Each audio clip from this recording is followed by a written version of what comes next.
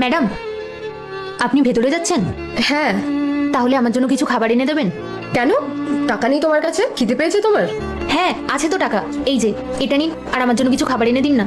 আসলে ম্যাডাম, আমি যখন ভেতরে গেলাম, ওই ভেতরে স্যারটা বসে আছে না, উনি আমাকে বার করে দিয়েছে দোকান থেকে। আমাকে বলছে, তোর জামা কাপড় নোংরা, গা দিয়ে দুর্গন্ধ বেরোচ্ছে, তুই বেরিয়ে যা।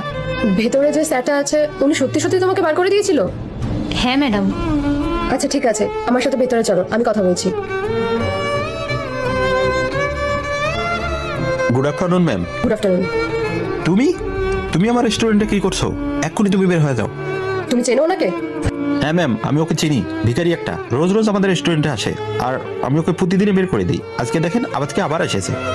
রোহন, ও টাকা আনা সত্ত্বেও তুমি ওকে খাবার দিচ্ছ না, আমি কি রিজনটা জানতে পারি? ম্যাম, রিজন তো আপনার সামনেই আছে। আপনি একবার ওর চেহারার দিকে দেখুন, ওর ড্রেস দেখুন। ও কি করে জানবে দামি ক্যাফে বা রেস্টুরেন্টে কিভাবে আসে?